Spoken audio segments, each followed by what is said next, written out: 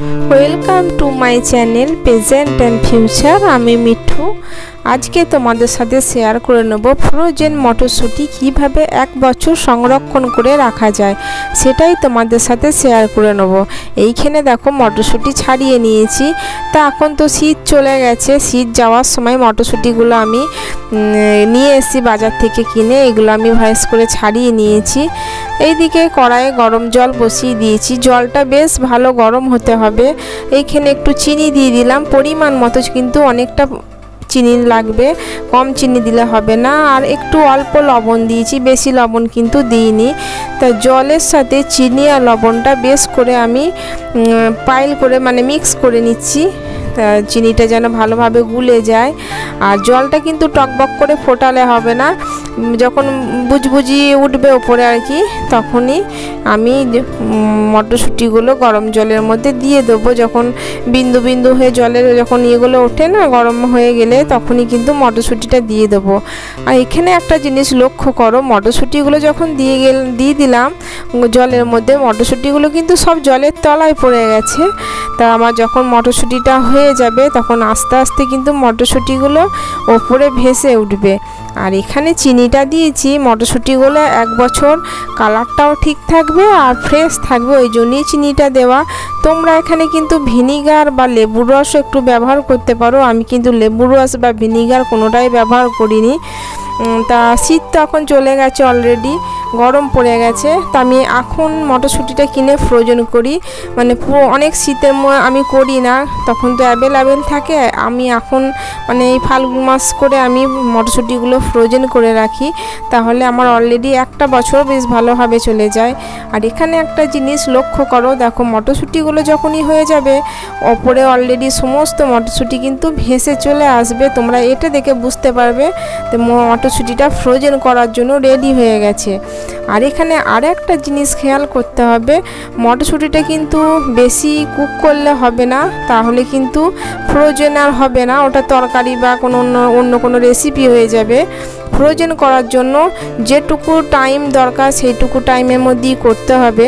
তাই এখানে গরম জলের মধ্যে 2 থেকে 2.5 মিনিটের বেশি কিন্তু রাখা যাবে না। 2 থেকে 2.5 মিনিটের বেশি রাখলে কিন্তু মটরশুঁটিগুলো একদম সেদ্ধ হয়ে যাবে। আর এখানে অলরেডি সমস্ত মটরশুঁটি ভেসে এসেছে উপরে, আমার মটরশুঁটিগুলো হয়ে গেছে। এবার আমি মটরশুঁটিগুলো দেখো একটু নাড়াচাড়া করে দিলাম, যদি তলায় কোনো মটরশুঁটি থাকে সেগুলো অলরেডি ওপরে চলে আসবে। এবার আমি গ্যাসের ফ্লেমটা বন্ধ করে দিয়েছি। গ্যাসের ফ্লেম বন্ধ করে এখানে একটা দেখো আমি ঝাঁঝরি নিয়ে নিয়েছি। তা ঝাঁঝরির মধ্যে আমি মটরশুঁটিগুলো দেখো ঢেলে দিলাম, গরম জলটা আমি আলাদা করে দেবো। তা দেখো মটরশুঁটি গরম জলটা আমি ঢেলে দেখো মটরশুঁটিগুলো ছেঁকে নিয়েছি।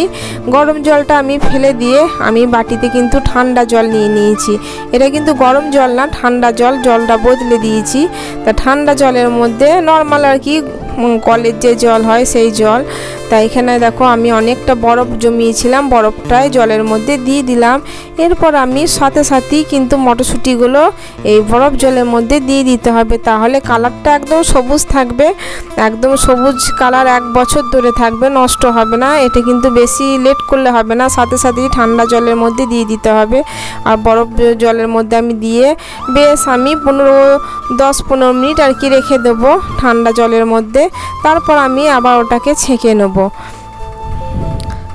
আমার চ্যানেলে এরকম সুন্দর সুন্দর রেসিপিগুলো তোমাদের কেমন লাগছে অবশ্যই কমেন্ট করে জানাবে। আর আমার চ্যানেলে যারা নতুন বন্ধু তাদেরকে অনেক অনেক ভালোবাসা, আর যারা পুরনো বন্ধু আছো তাদেরকে তো আগে থেকে অনেক অনেক ভালোবাসা দিচ্ছি যে তোমরা আমার এতদিন ধরে সাথে আছো। আর আমার চ্যানেলে কেউ যদি নতুন হয়ে থাকো অবশ্যই চ্যানেলটা সাবস্ক্রাইব করে পাশে থাকা বেল আইকনটা অল করে দেবে, তাহলে খুব সুন্দর সুন্দর রেসিপিগুলো সবার আগে তোমাদের কাছে পৌঁছে যাবে।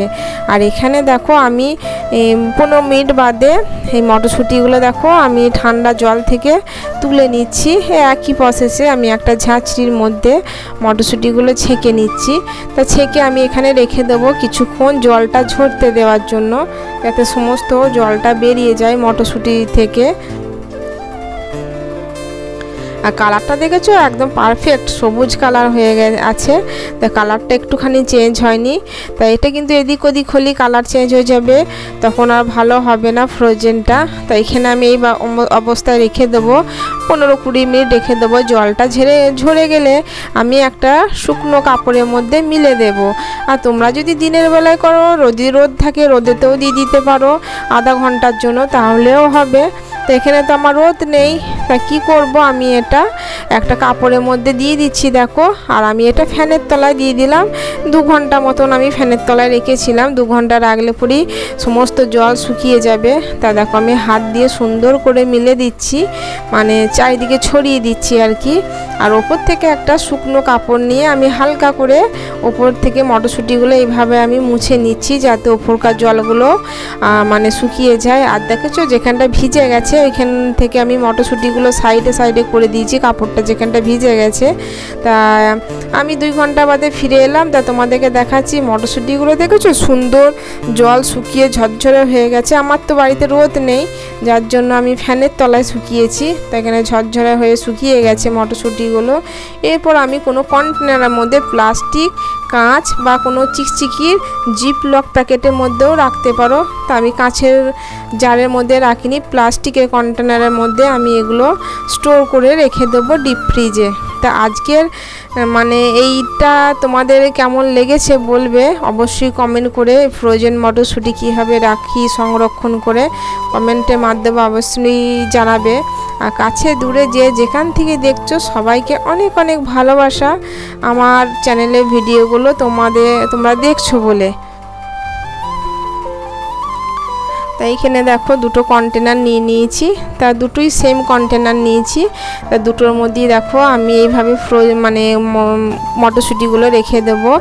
দিয়ে এয়ার টাইট হতে হবে, কিন্তু এয়ার টাইট না হলে অসুবিধা আছে, এয়ার টাইট কন্টেনারের মধ্যে রাখতে হবে। তা চাইলে কাঁচের যে কোনো জারের মধ্যেও রাখতে পারো, আর কোনো জিপ লক প্যাকেট বা কোনো ক্যারি প্যাকেটের মধ্যেও রাখতে পারো, আলাদা আলাদা ভাগ করে, তাহলেও খুব ভালো হয়। তা দেখো 2টো কন্টেনারের মধ্যে সমান করে ভাগ করে নিচ্ছি।